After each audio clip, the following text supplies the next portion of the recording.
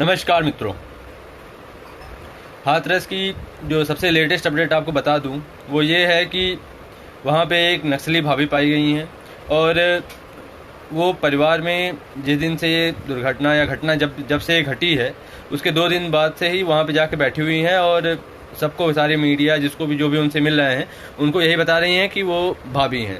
लेकिन असल में जो अभी एक्सपोज हुआ है तो उसमें पता चला है कि वो भाभी नहीं बल्कि नक्सलाइट्स थी। नक्सलाइट विचारधारा की औरत थी जो कि यहाँ पे दंगा भड़काने के लिए इस्लामिक जिहादियों के साथ मिल करके एक गठजोड़ बना करके एक जातीय दंगा करने की साजिश थी। और यूपी पुलिस उनकी तलाश में है, उनकी तलाश की जा रही है और वो मध्य प्रदेश की जो नक्सलाइट सिटी हैं, नक्सलाइट इलाके हैं, वहाँ से वो आई थी। स्पेशली उसको बुलाया गया था इस काम के लिए और ऐसा कहा जा रहा है कि कई मीडिया वाले भी उसको सपोर्ट कर रहे थे। और मित्रों, एक खबर आई दिल्ली से, बहुत दुखद खबर आई कि एक राहुल राजपूत नाम का एक मीन्स उसका बस वर्ग ही राजपूत है वो दलित, मूल रूप से दलित परिवार है। उसके जो फैमिली था वो लड़का किसी लड़की से, ऐसा कहा जा रहा है कि प्यार था, रिलेशन था या एक प्रकार की दोस्ती थी।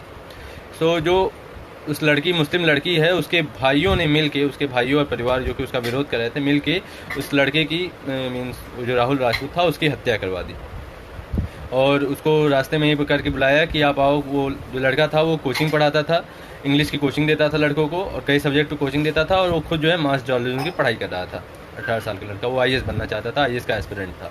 लेकिन उसको बुलाया गया और रास्ते में ही उसको, जिस गली में बुलाया गया वहाँ पे उसको मीन्स 4-5 लड़के थे, उसको घेर के उसको मारे और टारगेट, ऐसा लगता है जैसे टारगेट करके मारे, क्योंकि उसको इंटरनल ब्लीडिंग हुई और इसकी वजह से उसकी मृत्यु हो गई।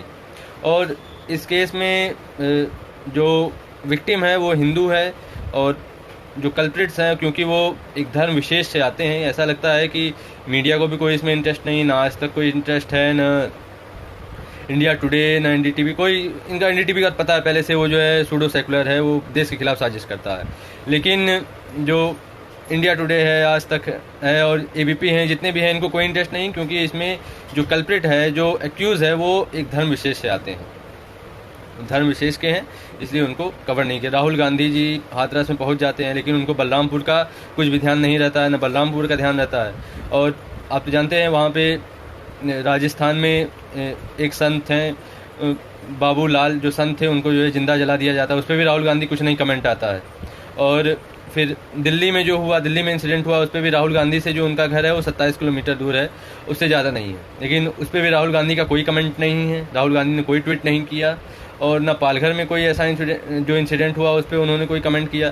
तो ऐसा क्यों है कि जब समीकरण बनते हैं एक प्रकार से, जिसमें कि एक अपर कास्ट हो और लोअर कास्ट विक्टिम हो, तब केस होता है। या अगर हम देखें तो अगर ये वाइस वर्सा होता कि जो हिंदू लड़का है उसकी जगह एक मुस्लिम लड़का होता और उसको हिंदू परिवार वालों ने मारा होता, तब ये मुद्दा बनता, तब ये बनता कि नहीं, धर्म खतरे में है, धर्म विशेष लोग खतरे में हैं, उन पर हमला हो रहा है, तब ऐसे सब मुद्दे बनाए जाते। लेकिन क्योंकि अब यहाँ पे जो है एक हिंदू है, एक दलित परिवार है, उसको कल्प्रिट्स एक धर्म विशेष से आते हैं, इसलिए उसके ऊपर कोई कार्रवाई नहीं हो रही है।